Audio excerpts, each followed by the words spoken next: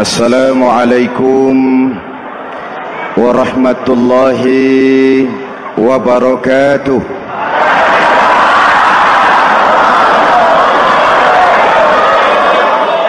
Alhamdulillahi rabbil alamin, wassalatu wassalamu ala ashrafil mursalin, sayyidina wa maulana Muhammadin wa ala alihi wa sahbihi ajma'in, amma ba'du. Para ulama yang saya muliakan, hadirin hadirat ma'asyiral muslimin yang saya cintai, banyak kita alami perubahan-perubahan yang terjadi, baik perubahan yang menyangkut sosial budaya, lebih-lebih yang menyangkut sosial politik. Yang tidak banyak mengalami perubahan adalah sosial ekonomi. Bahkan angka kemiskinan kita naik menjadi 3/5 dari total penduduk kita hidup di bawah garis kemiskinan, dan 20% diantaranya miskin mutlak. Perubahan-perubahan yang terjadi menyadarkan kita kepada kebenaran Al-Quran ketika Allah menyatakan wa tilkal ayyamu nudawiluha bainan nas. Hari itu kami putar di antara manusia. Ada saat datang, ada waktu pergi, ada hari lahir, ada saat kembali, ada waktu dilantik, ada saat menyerahkan jabatan. Hari kami putar di antara manusia dan hidup cuma sekadar menunggu giliran. Soalnya kemudian di tengah perubahan-perubahan yang terjadi begitu cepat, what must we do now?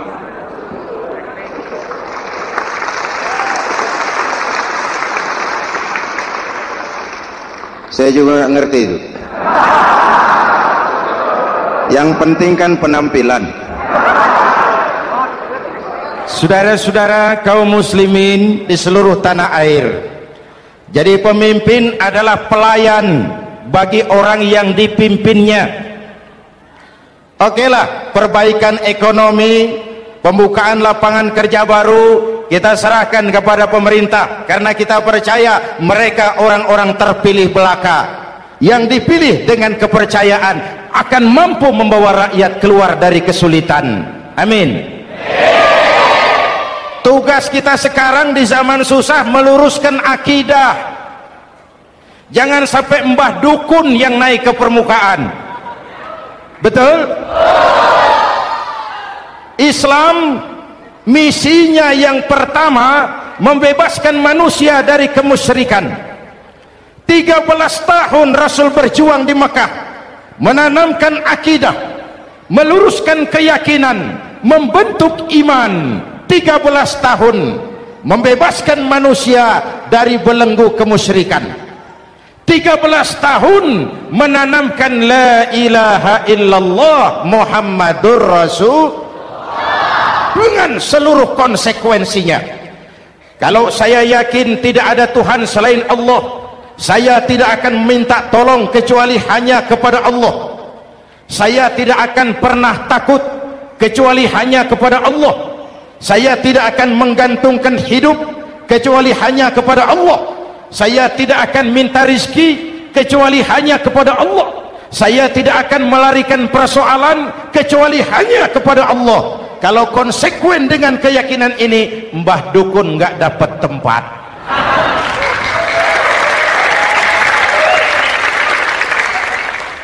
Akur? Ayo lihat secara sederhana. Saya sandaran di tiang, tiangnya ambruk, sayanya jatuh.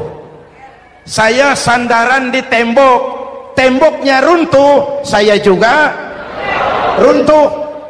Saya sandaran kepada orang kaya, dia jatuh miskin, saya bangkrut. Saya sandaran kepada jenderal, dia pensiun, saya selesai. Tapi kalau saya sandaran hanya kepada Allah, Allah tidak akan pernah miskin, Allah tidak akan pernah lumpuh, Allah tidak akan pernah terpuruk, dan Allah tidak akan pernah berkurang kekuasaannya.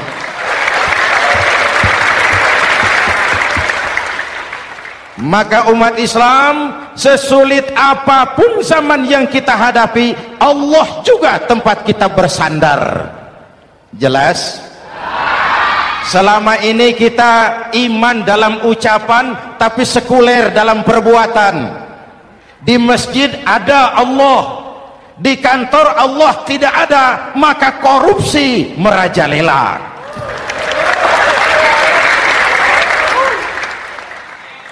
Di masjid ada Allah, di pasar Allah tidak ada, maka timbangan tetap curang. Kita iman dalam ucapan tapi sekuler dalam perbuatan. Oleh karena itu, sesulit apapun zaman yang kita hadapi, iman jugalah pegangan kita, Allah juga tempat kita bersandar. Boleh zaman berubah, akidah jangan sampai goyah, karena iman kita hidup, untuk iman kita berjuang, dan dalam iman kita ingin kembali menghadap Allah Subhanahu. Selama ini manusia Indonesia kita lebih banyak diisi otaknya, hati sering kosong, agama dangkal, akidah rapuh, moral rendah. Memang kemudian muncul banyak orang-orang pintar, cuma sayang tidak benar. Indonesia kita bangkrut, Indonesia kita terpuruk, Indonesia kita sakit parah kalau diurus orang yang cuma pintar tapi tidak benar. Kita perlu orang-orang pintar, tapi kita lebih perlu orang benar. Jelas? Kalau cuma pintar tapi tidak benar, itu yang sering saya sampaikan, nanti disuruh ngurus beras malah nimbun beras.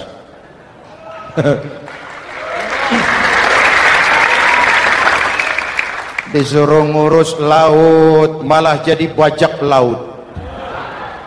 Disuruh ngurus hutan rame-rame jadi orang hutan. Jutaan hektar hutan Indonesia kita ini merupakan kekayaan sumber daya alam kita yang harus digunakan bagi sebesar-besar kemaslahatan rakyat. Yang disuruh ngurus hukum malah bikin hukum seperti pisau, tajam ke bawah, tumpul ke atas.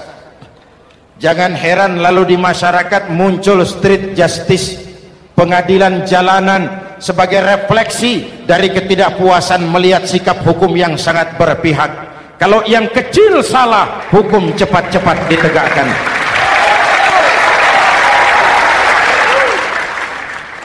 Lihat saja sekarang ini, kalau orang terkenal banyak uang punya masalah, antri yang bela. Betul? Tapi saudara lihat si Marsinah di Jawa Timur, si Sengkon dan Karta di Jawa Barat, si Udin Bernas wartawan Jogja terseok-seok mencari keadilan, sampai hari ini urusannya masih remeng-remeng. Kenapa bisa begitu? Jawabannya sederhana, tidak ada fulus. Ada fulus mulus, tidak ada fulus manfus. Betul? Jangan sampai para penegak hukum kita terjebak pada lagu baru, maju tak gentar membela yang bayar. Biar bertentangan dengan nurani, biar bertentangan dengan public opini, biar bertentangan dengan rasa keadilan. Siapa yang bayar, itulah majikan. Mau benar atau salah, belain terus. Kalau seperti inilah hukum kita, mafioso keadilan akan tetap gentayangan. Hadirin yang saya hormati, 13 tahun beliau berjuang di Mekah, meluruskan keyakinan, memantapkan akidah, meneguhkan iman, Dari situ segalanya dimulai dan ke situ segalanya akan menuju. Intan paling mahal, mutiara paling berharga, tidak lain adalah nilai-nilai keimanan. Kalau itu sudah tergadai, apalagi yang bisa kita banggakan dalam kehidupan ini? Kita merasa harta kita berharga, belum ada artinya ketimbang iman. Kedudukan kita punya nilai pun belum ada artinya ketimbang dengan nilai-nilai keimanan. Itu intan paling mahal, itu mutiara paling berharga. Harta baru ada manfaatnya kalau dilandasi dengan iman. Jabatan dan kedudukan baru terasa gunanya kalau dilandasi dengan keimanan. Kalau jabatan lepas dari iman, yang akan lahir Fir'aun baru. Jelas? Kalau harta terlepas dari iman, yang akan muncul adalah konglomerat korun. Kalau ilmu pengetahuan terlepas dari nilai dasar keimanan, maka yang akan muncul adalah ilmuwan pelacur yang menyalahkan yang benar, membenarkan yang salah untuk kepentingan pribadi. Dan kondisi seperti itu tidak akan membuat kita makin sehat. Oleh karena itu, pada kesempatan ini, pesan pertama saya, menghadapi zaman susah, tetap jaga akidah, tetap pelihara keyakinan. Kesulitan bukan untuk ditakuti, untuk diatasi. Hidup adalah kerja keras, bukan keajaiban.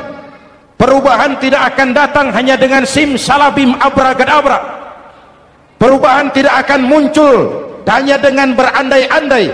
Perubahan tidak akan turun dari langit seperti turunnya embun di waktu malam. Perubahan adalah kerja keras, sehingga Al-Quran membimbing kita, innallaha la yughayyiru ma biqaumin hatta yughayyiru ma bi anfusihim. Allah tidak akan mengubah keadaan suatu bangsa kalau mereka tidak mau mengubah apa yang ada di dalam diri mereka. Yang ada di dalam diri itu rule of thinking, state of mind, cara kita berpikir, cara kita memandang kehidupan, cara kita mengatasi persoalan. Hadirin yang saya hormati, inilah iman. Berangkat dari ini kita menyadari ini ujian buat kita rakyat. Dan kita rakyat Indonesia ini kalau sama susah sih sudah kenyang. Ya Pak, ya Pak, kita ini sebagai bangsa mengalami apa yang disebut oleh Bung Karno up and down, naik turun, timbul tenggelam, pasang surut. 350 tahun dijajah oleh Belanda, kita susah. Berangkat Belanda masuk Jepang, susah lagi. Pergi Jepang datang nikah, susah lagi. Lalu kita merdeka, dirongrong oleh berbagai pemberontakan, susah lagi. Makan bulgur antri minyak. Lalu PKI berontak, susah lagi. Muncul orde baru, lama-lama susah lagi. Orde baru selesai, naik reformasi, mulai repot nasi, susah lagi.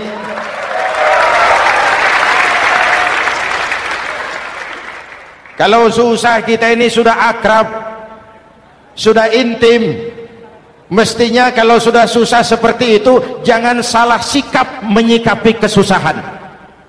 Jangan sampai kita potong kompas, ambil jalan pintas, terjebak menghalalkan segala cara. Itu tidak akan menguntungkan, itu tidak akan menyelesaikan. Kalaupun selesai nampaknya penyelesaian sesaat, dan penyelesaian sesaat bukan penyelesaian yang sebenarnya. Karena itu tetaplah dalam koridor keimanan. Boleh zaman berubah, akidah jangan sampai goyah. Silahkan masa berganti, tapi keyakinan jangan mati. Sekali la ilaha illallah sampai tetes darah paling penghabisan, tetap la ilaha illallah. Sanggup? 3 orang. Sanggup? 21. Sanggup? Kalau sanggup kita harus konsekuen. Saudara-saudara di seluruh tanah air, Misi yang kedua dari Islam setelah membebaskan manusia dari kemusyrikan, membebaskan manusia dari ras diskriminasi, mengikat manusia dengan tali akidah. Sebelum Islam datang, manusia dibedakan oleh warna kulit, manusia dibedakan oleh faktor keturunan, manusia dibedakan oleh faktor harta dan benda. Adalah Rasul yang mengajarkan, innallaha la yanzuru ila suwarikum wala ila amwalikum walakin yanzuru ila qulubikum wa a'malikum. Allah tidak melihat potonganmu, Allah tidak melihat hartamu, yang Allah lihat itu adalah hatimu dan amal perbuatanmu. Jauh sebelum Amerika teriak-teriak membanggakan apa yang mereka sebut sebagai Declaration of Independence, Nabi sudah mengajarkan kepada kita semua, annas kulluhum li Adam wa Adam min turab, la fadla li arabiyyin ala ujamiyyin illa bittaqwa. Seluruh manusia berasal dari Adam. Adam diciptakan dari tanah. Tidak ada kelebihan Arab dengan yang bukan Arab kecuali takwanya. Jauh sebelum Amerika mencanangkan bahwa semua manusia dilahirkan sama, that all men are created equal, jauh sebelum itu Islam sudah membebaskan manusia dari ras diskriminasi. Apa dalam konteks kekinian menghadapi zaman susah tetap jaga kerukunan? Ya Pak, ya Bu, oi Bu,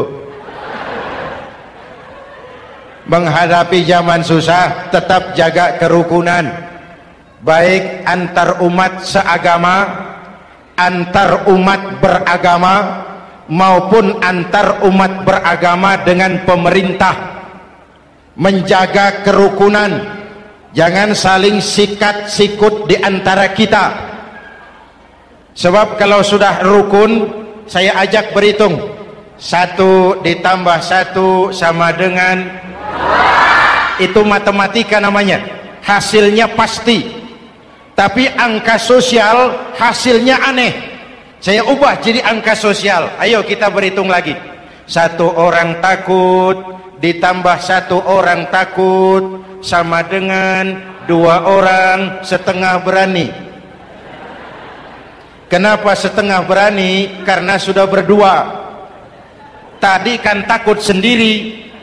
Kalau sama-sama takut berkumpul jadi setengah berani. Kalau ditambah 1 orang takut lagi, 1 orang takut ditambah 1 orang takut ditambah 1 orang takut sama dengan 3 orang berani. Kenapa jadi berani? Karena sudah bertiga. Kita yang lemah, kita yang marginal, kita yang dikucilkan, bahkan kita yang dilecehkan, kalau mau rukun kita akan kuat dan tidak bakal dipermainkan orang.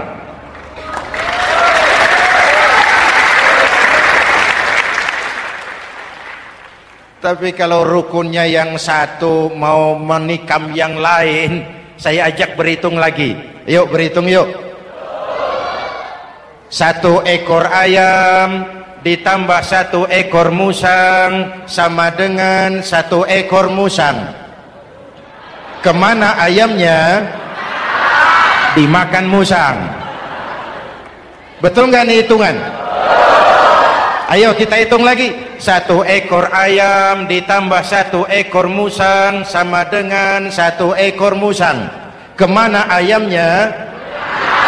Dimakan musang.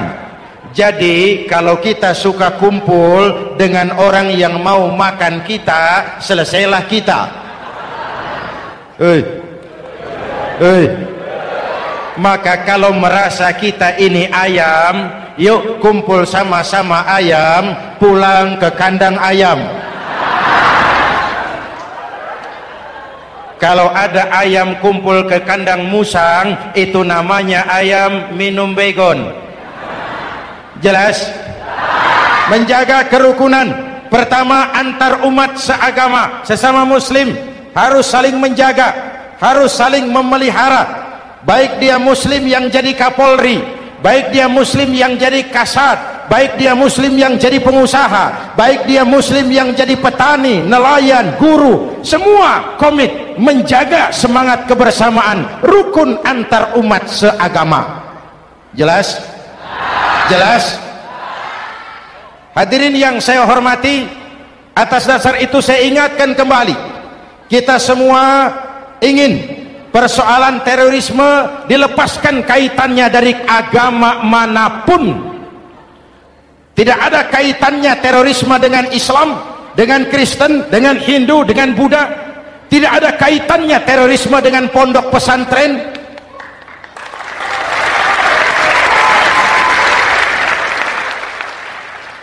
Jangan sampai pesantren jadi kambing hitam. Karena sejak zaman penjajahan, pesantren sudah terbukti memberikan kontribusi bagi perjuangan memerdekakan rakyat Indonesia. Rukun antar umat seagama. Yang kedua, rukun antar umat beragama. Islam ini rahmatan lil, jangankan manusia walaupun berbeda agama, binatang saja dihormati. Ada hadis, fa iza zabahtum fa ahsinuz zibhata. Kalau kamu menyembelih hewan, sembelihlah dengan cara yang terbaik.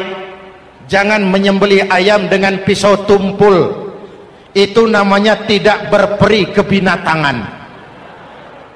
Yang kecil lagi, saudara buka babul istinja, makruh buang air kecil di tanah yang berlubang. Sebab apa? Pertama, menjaga kesehatan. Siapa tahu di lubang yang saudara buang air kecil itu ada gas beracun. Kalau tidak, melindungi binatang yang ada di dalam lubang. Siapa tahu di lubang yang saudara buang air kecil itu ada semut sedang rapat membahas terorisme. Apa dosanya lalu mati dikencingi? Ini namanya rahmatan lis semut. Binatang saja dilindungi. Maka perbedaan agama tidak harus menyebabkan kita bertolak belakang. Perbedaan agama bukan alasan untuk saling bermusuhan. Apalagi kita sudah menyadari tentang kemajemukan kita, tentang kebinekaan kita, tentang keragaman kita. Rukun antar umat beragama, saling menghormati, saling menghargai, tapi tetap dalam batas lakum dinukum. Lalu rukun antar umat beragama dengan pemerintah. Hadirin yang saya hormati, yang benar kita dukung, yang salah kita perbaiki dan kita tegur menurut cara-cara yang diajarkan oleh agama kita. Dan sholat berjamaah, pendidikan bernegara yang paling bagus. Tadi kita sholat ada imam, ada makmum, betul? Makmum wajib ikut imam kalau imam benar sholatnya. Rakyat wajib ikut pemimpin kalau pemimpin benar mimpinnya. Masyarakat Islam ini loyal. Masyarakat Islam ini bukan pemberontak.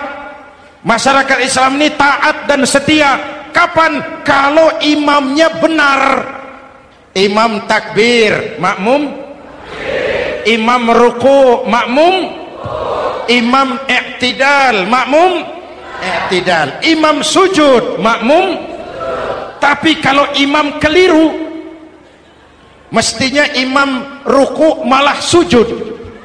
Salah imam ini. Tegur. Siapa yang wajib negur? Makmum yang saf terdepan. Anggota DPR.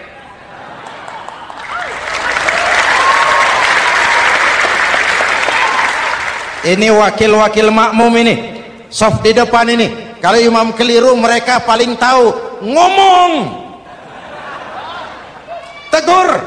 Bagaimana negurnya? Ada aturan main.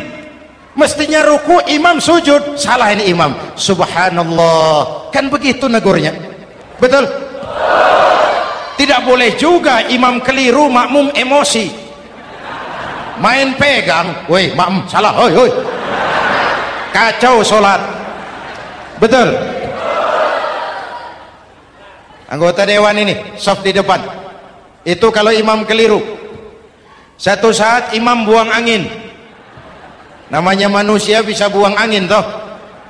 Apa makmum lalu berkata, demi kesetiaan saya kepada imam, imam buang angin, saya lebih keras lagi.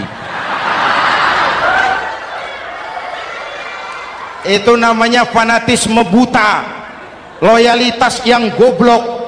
Imam buang angin, minggir. Iyyaka na'budu wa iyyaka nasta'in. Sampai situ imam buang angin, minggir imam. Lalu soft yang di depan maju. Tidak usah bikin sholat baru, teruskan pekerjaan imam. Ihdinas siratal mustaqim, teruskan. Kenapa? Kalau bikin sholat baru lagi, nanti buang angin lagi, bikin lagi sholat. Kapan selesainya sholat? Kapan selesainya membangun negara ini? Yang penting imam tahu diri, buang angin, minggir.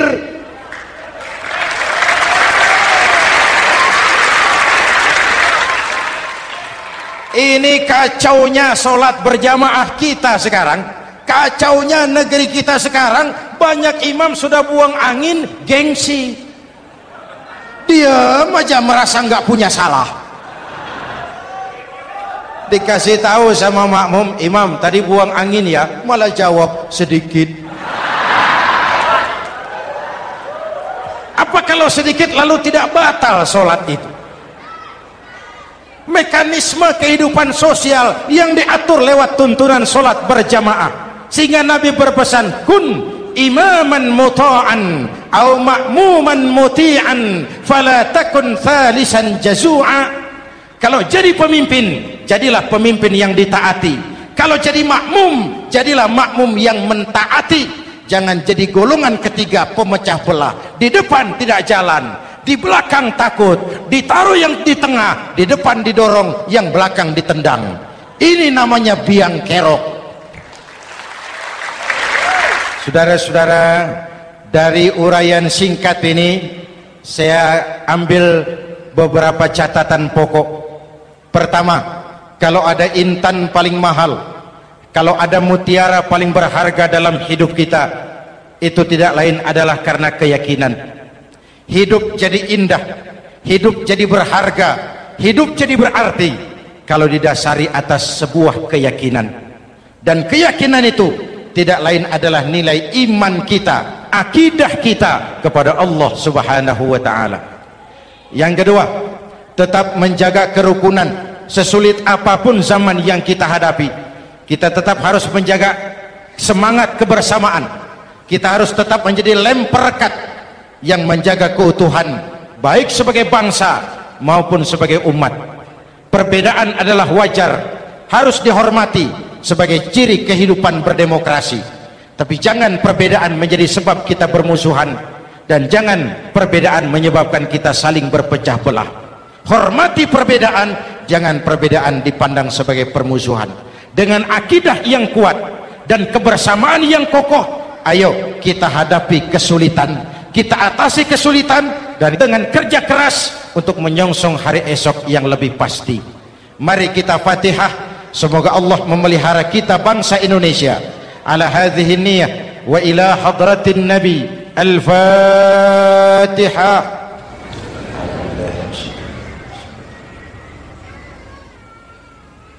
Iyyaka na'budu wa iyyaka nasta'in. Ihdinas siratal mustaqim. Siratal ladzina an'amta 'alaihim. Bismillahirrahmanirrahim. Amin. Alhamdulillahi rabbil alamin. Allahumma salli wa sallim wa barik ala sayyidina Muhammadin wa ala alihi wa sahbihi ajma'in. Allahumma rabbana taqabbal minna salatana wa siyamana wa qiyamana wa takhashu'ana wa ta'abbudana wa tammim taksirana ya arhamar rahimin. Allahumma aslih man fi salahihi salahul muslimin. Allahumma ahlik man fi halakihi salahul muslimin. Allahumma rabbana la tu'akhizna in nasina aw akhtana. Rabbana wa la tahmil alaina isran kama hamaltahu ala alladhina min qablina. Rabbana wa la tuhammilna ma la taqata lana bih wa'fu 'anna waghfir lana warhamna anta maulana fansurna 'alal qaumil kafirin. Allahumma ij'alna minas su'ada'il maqbulin wa la taj'alna minal ashqiya'il mardudin. Afdalu ma qultuhu ana wan nabiyyuna min qabli la ilaha illallah.